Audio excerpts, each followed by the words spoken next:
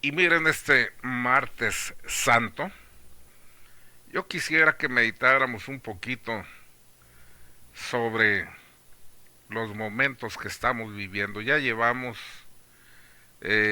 cerca de el fin de esta cuaresma, en donde hemos estado meditando la pasión redentora de nuestro Señor Jesucristo, esos 40 días de aislamiento en el desierto con el que Él preparaba su misión mesiánica, y nosotros preparamos así también nuestra misión hacia la santidad, hacia ese llamado en el que el Señor, a través de su sacrificio redentor, nos allanó los caminos para que pudiéramos ir a la casa del Padre.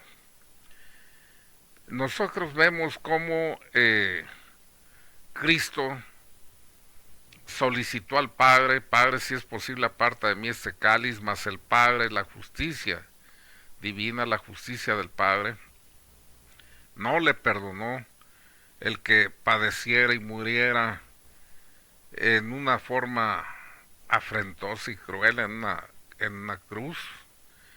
Y nosotros lo vemos clavado ahí en la cruz y pensamos a veces, pues qué bueno que vino, nos redimió, y como que hasta se nos olvida lo que significa el ver a aquel hombre desnudo pendiendo del madero de la cruz.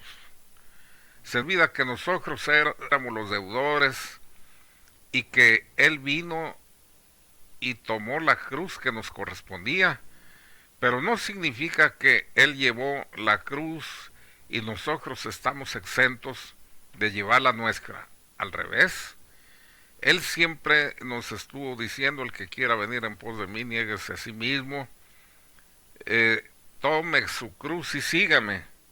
O sea, la cruz es luz sanadora y liberadora. Ya desde el Antiguo Testamento es presentado como medicina del pecado.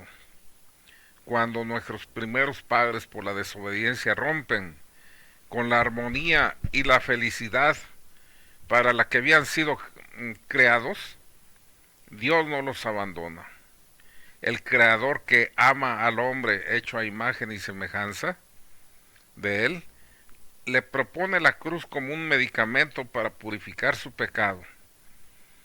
En el Génesis 3, 17, 19 dice: por haber escuchado la voz de tu mujer y comido del árbol que yo te había prohibido comer, maldito sea el suelo por tu causa, con fatiga sacarás de él el alimento todos los días de tu vida, espinas y abrojos te producirá, y comerás la hierba del campo, con el sudor de tu rostro comerás el pan, hasta que vuelvas al suelo, pues de él fuiste tomado, porque eres polvo y al polvo volverás. Y a la mujer le dio también sentencia: eh, tantas haré tus fatigas cuantos sean tus embarazos, con dolor parirán los hijos, hacia tu marido irá tu apetencia, y él te dominará. En el Génesis 3:16. Si se fijan, ahí ya hay un sacrificio, ya hay un sufrimiento purificador. Siempre estuvo pues la cruz a partir del pecado, acompañando a la humanidad, pero el que llevó la cruz suprema que nos purifica a todos fue Cristo. Sin embargo, cada quien debemos llevar la cruz de cada día, y esto es algo que, insisto, quería meditar con ustedes este martes santo. En los orígenes, ahí empieza el grama de la cruz. El hombre debe en justicia pagar su pecado. En la inmolación, en la ofrenda de sus trabajos, sufrirá las consecuencias de esta sentencia, pero con la promesa de salvación y total rescate al llegar la plenitud de los tiempos. Ahí anunciaba ya el protoevangelio en el Génesis 3:15 nuestro Señor, en donde se compadecía, se apiadaba del hombre. Enemistad pondré entre ti y la mujer, entre tu linaje y su linaje. Él te pisará la cabeza mientras acecharás tú su calcañal. La promesa de una redención, de una salvación. La mujer, la Virgen Santísima, la descendencia de ella, Cristo y todos nosotros.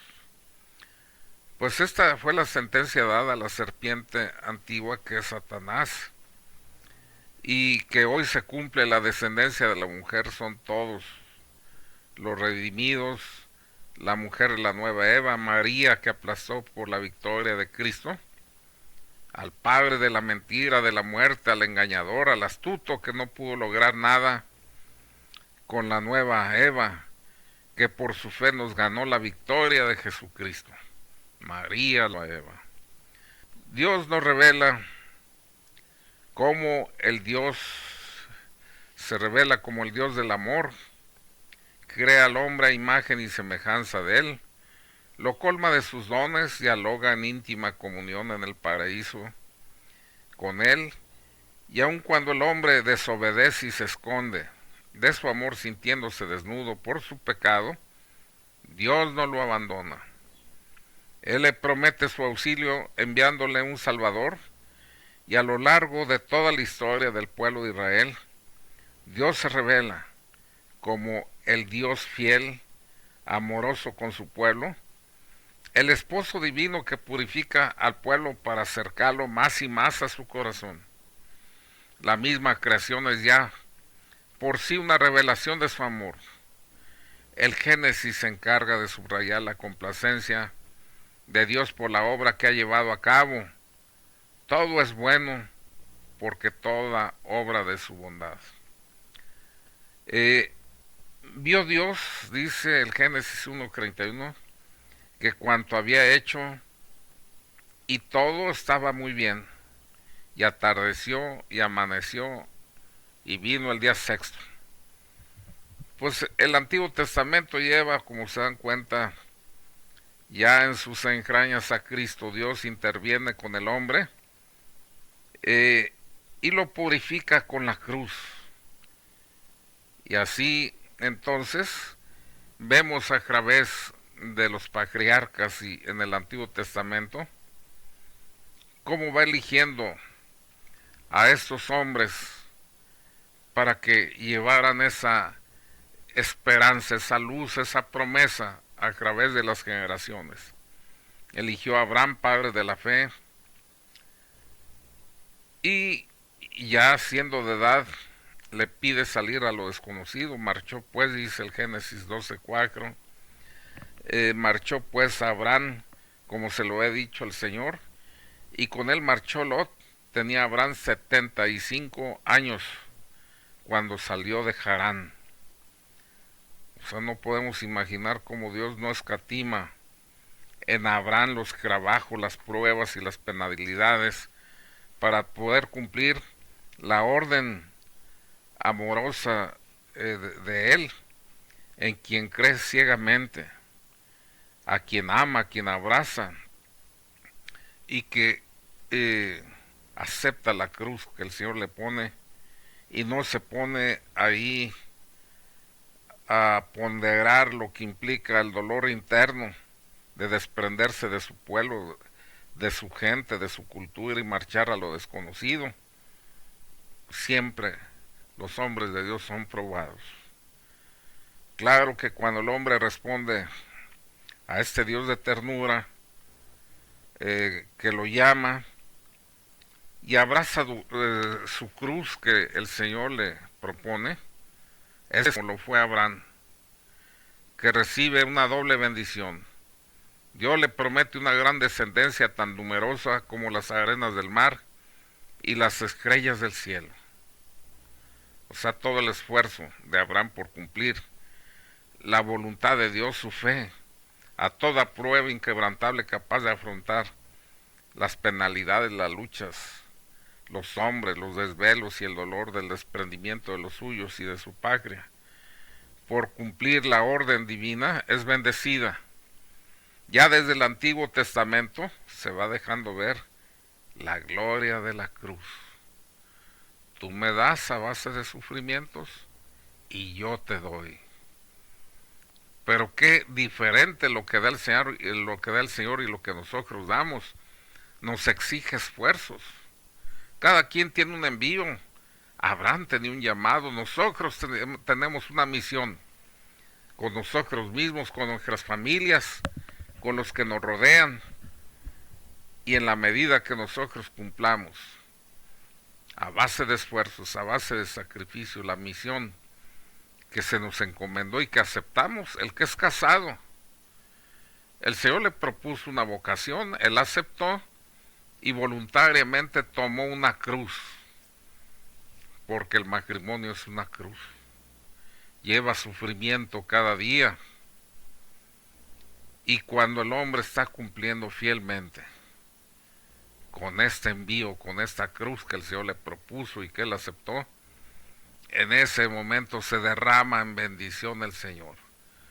Que sepan todos que se santifican cumpliendo con su trabajo ordinario y con sus familias. No se requiere nada extraordinario, pero ¿qué estoy diciendo? ¿Qué acaso no es extraordinario ser fino adúltero? ¿Qué acaso no es extraordinario estarse sacrificando en jornadas laborales para llevar un pan suficiente a la mesa del esposo y los hijos? ¿Qué acaso no es extraordinario renunciar al mundo para estar sujetos en amor a su familia? Cuando el hombre en lo ordinario vuelve extraordinario sus actos por amor a Dios, entonces el Señor se derrama, se prodiga y lo bendice. Hay una cruz, hay un desprendimiento, hay una renuncia, pero hay una bendición grande tras de todos los actos que se ofrecen por amor a Dios.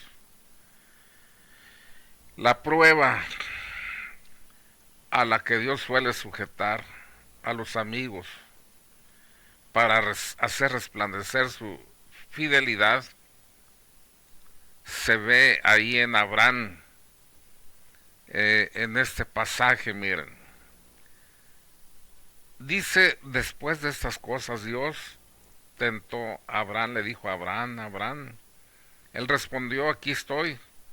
Después añadió: toma a tu hijo, a tu único, al que amas, a Isaac. Vete al país de Moria y ofrécelo allí en holocausto en uno de los montes, el que yo te diga. Abraham se levantó de madrugada, aparejó su asno y tomó consigo a 2 mozos y a su hijo Isaac. Partió la leña del holocausto y se puso en marcha hacia el lugar que le había dicho Dios. Al tercer día levantó Abraham los ojos y vio el lugar desde lejos. Entonces dijo Abraham a sus mozos: quédense aquí con el asno, yo y el muchacho iremos hasta allí, haremos oración y volveremos donde ustedes.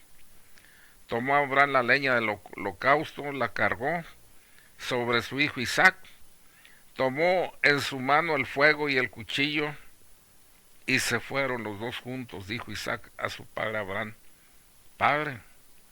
Respondió: ¿qué hay, hijo? ¿Qué hay, hijo Isaac? Aquí está el fuego y la leña, pero ¿dónde está el cordero para el holocausto? Dijo Abraham: Dios proveerá el cordero para el holocausto, hijo mío. Y siguieron andando los dos juntos. Llegaron al lugar que le había dicho Dios. Construyó allí Abraham y dispuso la leña.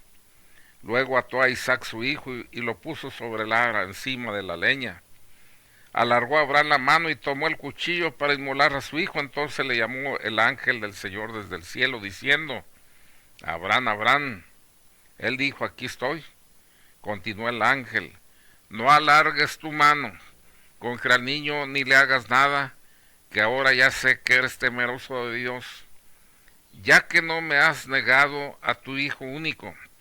Alzó Abraham la vista y vio un carnero grabado en un zarzal por los cuernos. Fue Abraham, tomó el carnero y lo sacrificó en holocausto en lugar de su hijo. Abraham llamó a aquel lugar el Señor provee, de donde se dice hoy en día el monte el Señor provee. El ángel del Señor llamó a Abraham por segunda vez desde el cielo y le dijo, por mí mismo juro, oráculo del Señor, que por haber hecho esto, por no haberme negado tu hijo, tu único, yo te colmaré de bendiciones y acrecentaré muchísimo tu descendencia, como las estrellas del cielo y como las arenas de la playa, y se adueñará tu descendencia de la puerta de sus enemigos. Por tu descendencia se bendecirán todas las naciones de la tierra en pago de haber obedecido tú mi voz. Génesis 22, 1, 18. Donde Abraham fue probado en su fe y fidelidad al Señor, cuando le solicita que le entregue en holocausto a su único hijo, al hijo de su vejez, al hijo de sus entrañas, al hijo de la promesa, y que sin embargo no lo negó al Señor. Cuando el hombre acepta sin regatear la cruz que el Señor le propone, recibe la bendición como Abraham, que sufrió en silencio, entregando a su hijo al que tanto amaba. Ahí, si se fija, no estaba en primer lugar el hijo, sino estaba primero Dios. Y después su hijo, pero estuvo dispuesto por amor a Dios a sacrificarlo. No midió las consecuencias.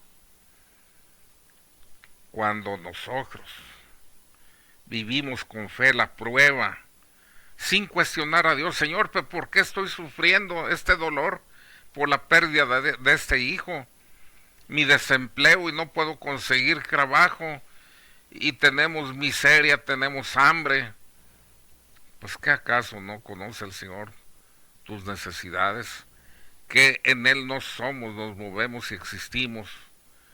Ahí el que hace lo que puede, hace lo que debe, pero cuando ves que las cosas no están sucediendo según tus deseos, ahí puedes adivinar que hay una voluntad manifiesta del Señor para purificarte, y entonces, ahí doblándote, podrás decirle, Señor, qué duro es el momento que vive. Tú me diste ejemplo cuando oraste ante tu Padre pidiéndole, si es posible, aparta de mí este sufrimiento. Yo también te lo digo, si es posible, aparta de mí este sufrimiento. Mas no sea como yo quiero, sino conforme a tu voluntad. Así dijo Cristo, y así díselo tú también. Pues miren, cuando el hombre acepta así la voluntad de Dios, va a recibir grandes bendiciones. Este es algo que la revelación en la Sagrada Escritura siempre nos está recordando. Cuando nosotros entonces entendamos que lo que Dios manda o permite, por doloroso que nos signifique o lo sintamos, pero lo aceptemos como lo aceptó también el santo Job sus sufrimientos, igual que Abraham, igual que Job, también recibieron ellos grandes abundancias en bendición, así también seremos bendecidos. Como se dan cuenta, este es un misterio grande, salido del corazón de Dios. Estamos caídos, estamos vencidos, y a base de estos sufrimientos purificadores nos santifica el Señor. O sea, Él saca siempre provecho en beneficio del hombre. A Job, él terminó después de que él había sufrido y había sido burlado hasta por su propia esposa, y todavía así, postrado, y como te encuentras, sigues bendiciendo al Señor. Miren qué cosa tan fuerte. Pero por haber puesto su confianza en nuestro Señor, dice en Job 42, 12, 17, el Señor bendijo ahora Job más que al principio, pues se hizo con 14,000 ovejas, 6,000 camellos, 1,000 yuntas de bueyes y 1,000 burras. Tuvo también 7 hijos y 3 hijas. A la primera le puso el nombre de Paloma, a la segunda Casia, a la tercera Frasco de perfumes. No había en todo el país muchachas más hermosas que las hijas de Job. Su padre las hizo herederas junto con sus hermanos. Job vivió después 140 años y conoció a sus hijos, nietos y bisnietos. Job murió anciano tras una larga vida. Habla de una vida de fecundidad, de una vida de gozo. ¿A cambio de qué? De la aceptación de la cruz. ¿Cuántas cruces llevamos tú y yo, hermano? No hay mente desocupada, eso sí te lo garantizo. Tú sufres por una razón, yo sufro por otra, pero la cruz es luminosa. Acéptala y yo también pido al Señor fortaleza para llevarla a mí en paciencia, con la paciencia de Job, con la aceptación de Abraham, porque sé que haciéndolo así, seré bendecido y habrá abundancia y habrá alegría mayor que antes de la poscreación y de la prueba. ¿Por qué estando tan cerca de la pasión del Señor, todavía renunciamos a llevar nuestra propia cruz sabiendo que nosotros somos la causa de que Él cargara con la nuestra? ¿Por qué, hermano, todavía estamos cuestionando los sufrimientos? Yo te voy a decir por qué. Porque lo que el mundo proclama es el hedonismo. Todo es placer. Todo es ego. El alimentar mi ego, el que yo me sienta física y anímicamente bien. Nunca en la historia de la humanidad el hombre había cuidado con tanto esmero su cuerpo. Ahí inclusive lo que le falte se lo agrega de cualquier forma. Ya no me voy a referir a ejercicios físicos, lo que ya hace que haya un trabajo excesivo. Si así se trabajaran las cosas del alma, qué bien nos iría, ¿no? Ahora hay implantes, hay muchas cosas. ¿Para qué? Para que se alimente mi ego, para jalar miradas de admiración. ¿Qué digo de admiración? Miradas pecaminosas, porque lo que acrecientan es motivo de tentación al sexo opuesto. Entonces, ¿dónde se va a aceptar el sufrimiento y el sacrificio con cosa buena si lo que yo busco es estar halagando mi ego, mis sentidos? Cada vez se vuelven más sofisticados las escuelas gastronómicas, elaborando platillos exquisitos. Todo invita al placer. Vinos exquisitos, manjares exquisitos, el cultivo del cuerpo a todo galope. Pues entonces se toma como una desgracia el sacrificio, el sufrimiento. Pues ¿cómo se va a aceptar en esas condiciones?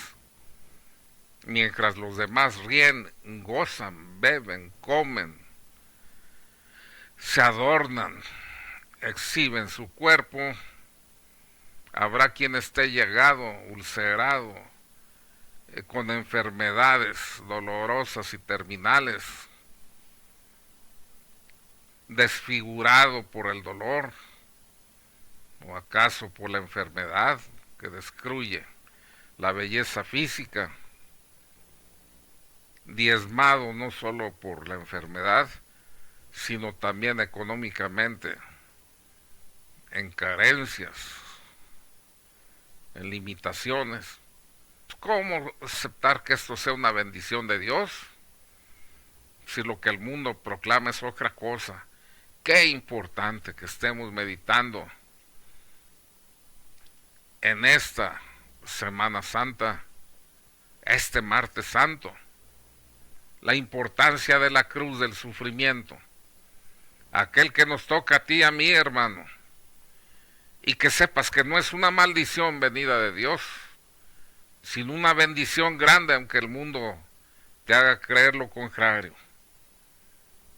Ahí entonces es el momento de practicar ese primer mandamiento: amar a Dios sobre todas las cosas y bajo cualquier circunstancia. Cuando te casas, haces un juramento: prometo serte fiel en lo próspero, en lo adverso, en la salud y en la enfermedad, y amarte y respetarte todos los días de mi vida. Eso le estás diciendo a tu cónyuge.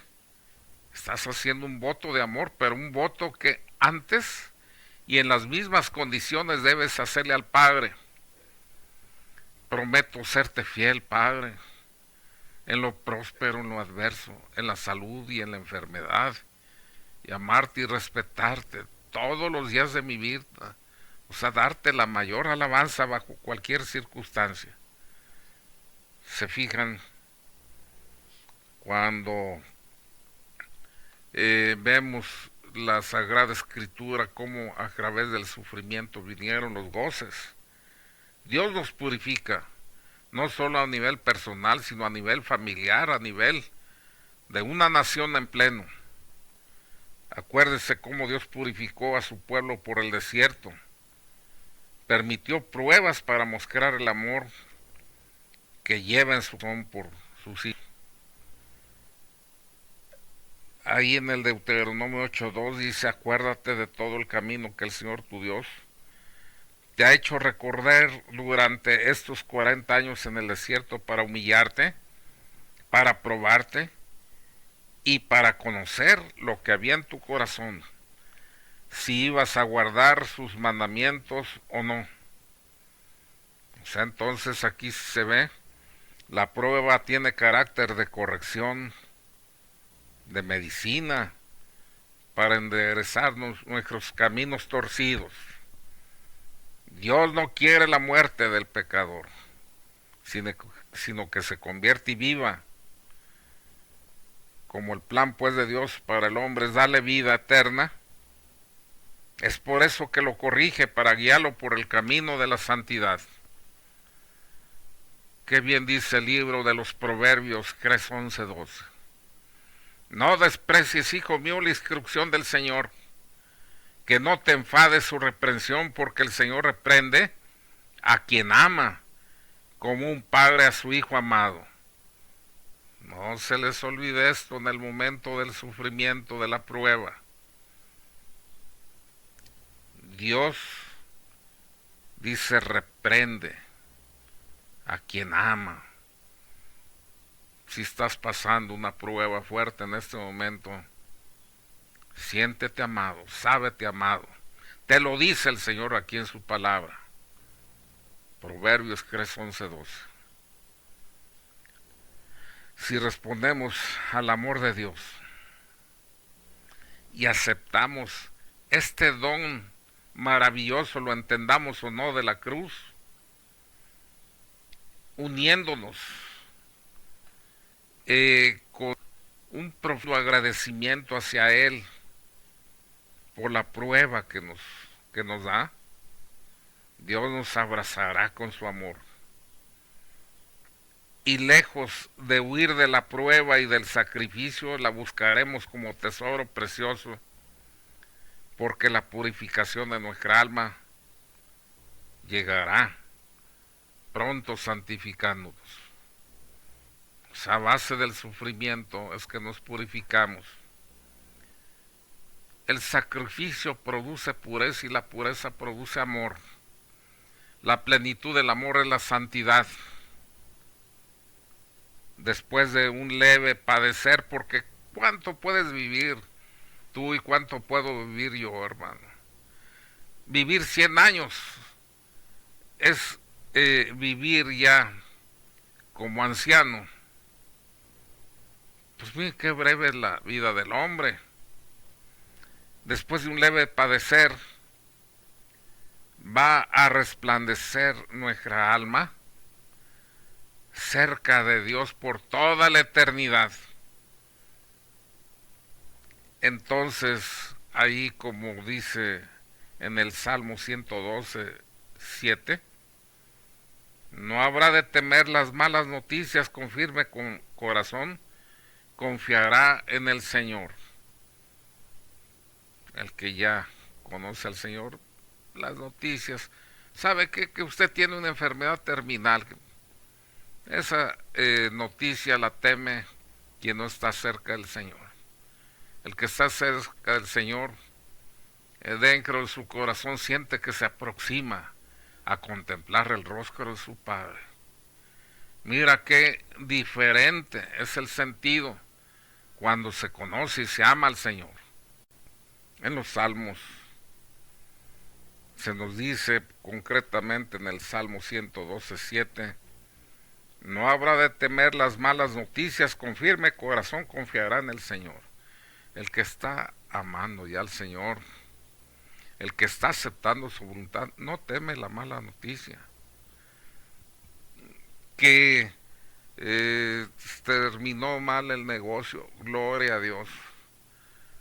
Que ya no hay forma de que puedas restituir la salud porque esa enfermedad es terminal, gloria a Dios.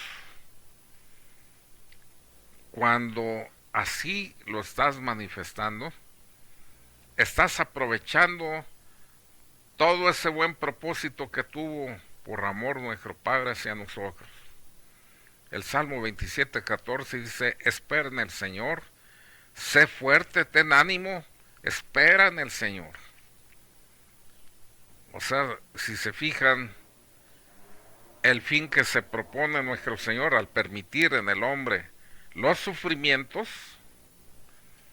es porque por medio de ellos nos santifica, nos da salud y nos libera. Acrisola nuestra alma para hacerla más bella a sus ojos y como consecuencia ahí estará entonces habitando ahora sí en un santuario hermoseado la Santísima Trinidad. Somos templos vivos de Dios, del Espíritu Santo. Pero cuando este templo ha sido acrisolado por el sufrimiento, el sacrificio, está en condiciones de una belleza tal que ahora sí es digna del Señor. El hombre que pacientemente acepta con amor la prueba es purificado y aprende a amar a Dios. Y una cosa muy hermosa, sabe que al terminar su purificación de esta vida, verá y poseerá al Creador de su alma por toda la eternidad. A base de tan poco sufrimiento en esta vida, ¿cuánto podemos vivir tú y yo, hermano? A partir del momento que te está llegando este mensaje, si no habías aceptado los sufrimientos, pero en esta Semana Santa, como tema de meditación, Dios te está tocando tu corazón. Empieza a padecer en el nombre de Dios y entonces dejarás de sufrir como Él dejó de sufrir cuando estaba ahí en Getsemaní. Padre, si es posible, aparta de mí este cáliz. Y sudaba en ese momento sangre, sudor de sangre, y se comportaba como un hombre que está agonizando. Pero cuando aceptó y se dio cuenta que lo importante es hacer la voluntad de su Padre, y dijo, mas no sea esta, no sea conforme mi voluntad, sino conforme la tuya. Ahí se acabó el sufrimiento y fue y levantó a sus discípulos y les dio consuelo y les dio fortaleza y los aconsejó. Es el momento entonces de entender que el sufrimiento es una riqueza muy grande que debemos aceptar. En el Antiguo Testamento, este tema de la purificación del alma por medio de la prueba, siempre, una y otra vez nos es recordado. Ahí Isaías 48, 10, 11 dice, mira que te purifiqué como la plata, te afiné en el crisol de la aflicción. Por mí lo hago, pues como mi hombre será profanado, no cederé a otro mi gloria. Y dice en Jeremías 9:6, por eso, así dice el Señor de los ejércitos, he decidido afinarlos y probarlos más. ¿Cómo tratar a la capital de mi pueblo? O sea, dice, lo que yo amo, yo lo purifico. Pues hoy, para alcanzar la meta de nuestra salvación, tenemos una meta: aceptar plenamente a Cristo y hacerlo el centro de nuestra vida, configurándonos a Él, siguiéndolo en el camino luminoso de la cruz, que es una condición indispensable para ser, oigan bien lo que voy a decir, dignos de Él. En San Mateo 10:38, el que no tome su cruz y me sigue detrás, no es digno de mí. No es digno de mí. No mereces ir a mi lado. Yo llevo cruz y tú no quieres llevar una. Tú eres el pecador. Yo llevo siendo inmaculado, siendo puro, siendo virginal, el santo de los santos. Llevo un pesado madero arrastrando y tú no quieres llevar la tuya. ¿Cómo vas a ser digno de mí? ¿Cómo te vas a llamar cristiano si el cristiano hace alusión a Cristo, es seguidor de Cristo? Pero las huellas de Cristo llevan sangre y Cristo lleva una cruz por ti. Es el momento, hermano, en esta Semana Santa, este martes santo, es un martes de bendición, porque te está recordando el Señor a ti, me está recordando a mí, que hemos llevado a veces una vida muy llena de confort y comodidades, eludiendo el sufrimiento, el sacrificio que tanto bien nos hace. Dice también en San Mateo 10:39, el que encuentre su vida la perderá y el que pierda su vida por mí la encontrará. ¿Qué dice la gente del mundo? Pues estos seguidores de Cristo se privan de todo lo bueno. Esto no porque es pecado, esto no porque se están privando de las cosas buenas de la vida, y dice el Señor, sí, ellos están perdiendo la vida según tu criterio, ellos ya la hallaron y no la van a perder jamás. El que gana su vida para los placeres, para el mundo, ese va a perder la vida, y está hablando de la vida eterna. Dios no lo permitiera jamás. Seguir a Cristo, como se dan cuenta, implica parecerse a Él, poder llegar a exclamar como San Pablo, con Cristo estoy crucificado y ya no vivo yo, sino que Cristo vive en mí. Esta vida en la carne la vivo en la fe del Hijo de Dios, que me amó y se entregó a sí mismo por mí. No anulo la gracia de Dios, pues si por la ley se obtuviera la justicia, habría muerto en vano Cristo. Esto en Gálatas 2:20-21. O sea, está diciendo, con Cristo estoy crucificado. Pues si nada más fuera el cumplimiento moral de la ley, pues entonces ¿para qué Cristo murió por mí? Si nos hicieran cuentas uno a uno, virtud contra pecado, nadie nos salvábamos, hermanos, si es palabra de Dios. De suyo propio nadie se puede salvar, pero lo que para el hombre es imposible, para Dios es posible. Sí, pero ¿sabes qué? La Escritura siempre te está recordando que debemos llevar una cruz acompañando al Señor. Si no la llevas, no eres digno de Él. Y si no vas crucificado con Él, pues entonces, ¿cómo vas a expiar tantos pecados y tantas faltas cometidas? Un regalo maravilloso es que yo mismo, por mi sufrimiento, pueda merecer, por los pecados que cometo, que no se los deje todos al Señor. Pues qué comodidad. Es como si le dijeras a tu hermano, a tu padre: oye, ¿sabes qué? Pues ya se pueden intercambiar penas, yo llevo muchos pecados. ¿Qué les parece si me ayudan ahí con una parte y tú te quedas sin nada de sufrimiento?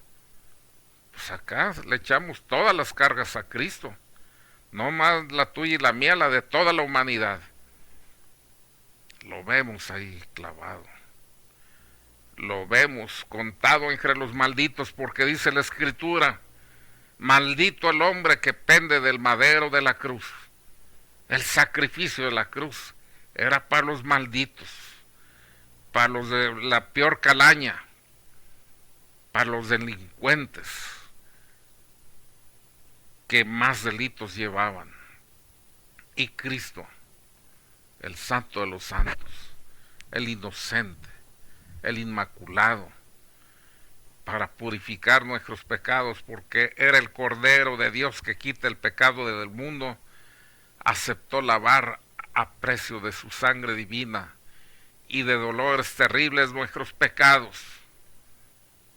Y ahora lo vemos y lo despreciamos. Platican que por allí había una madre y un hijo que vivían en el bosque. Nunca habían salido el niño de ese entorno, siempre viviendo al lado de su madre. Cortaban leña, cosechaban algo, pescaban algo, tenían todo para hacer su vida. Pero un día la señora le dijo: hijo, ya has crecido, necesito cumplir contigo, necesito darte armas, tú nunca has salido de aquí y yo nunca voy a vivir para siempre. Necesito vayamos al pueblo y necesito inscribirte en una escuela. Y el niño, con sorpresa, que nunca había salido de ese lugar, fue a esa escuela. Pero luego empezaron a decir los niños, crueles como son: oye, qué horrible mamá tienes. Y él decía que mi madre es horrible. Y pensaba: si mi madre es lo más hermoso que existe. Y le decían: sí, pero ya viste qué horrible cara tiene. Que mi madre tiene cara horrible. Y empezó a ver a las demás mujeres y se dio cuenta que efectivamente su madre era diferente. Que su madre tenía un rostro desfigurado y feo. Y cuando regresaron, le dijo el hijo a su madre: madre, ¿por qué tienes ese rostro tan feo, tan deformado, tan desfigurado, tan grotesco? Y la madre dice: ya sabía que tarde o temprano te ibas a dar cuenta, hijo. Como nunca salías de aquí, no te dabas cuenta de lo que había sucedido. Siendo tú muy pequeño y habiendo muerto tu padre, se acercaba el invierno y vi que si no cortaba leña íbamos a morir de frío. Y te dejé solo mientras yo iba y cortaba leña, y una chispa que salió de la chimenea saltó hacia tu cuna. Y te empezaste a quemar, se empezó a quemar la casa, y yo corrí desesperada porque estaba a punto de perecer el hijo de mis entrañas. Y te arropé con mi cuerpo y con mis brazos, y mi cara hizo frente a las llamas que querían devorarte.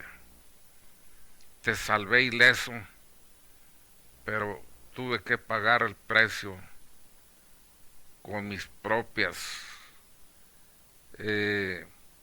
partes afectadas, entre ellas mi cara, que ahora descubres que es fea, que es horrible, pero lo hice para salvarte, hijo.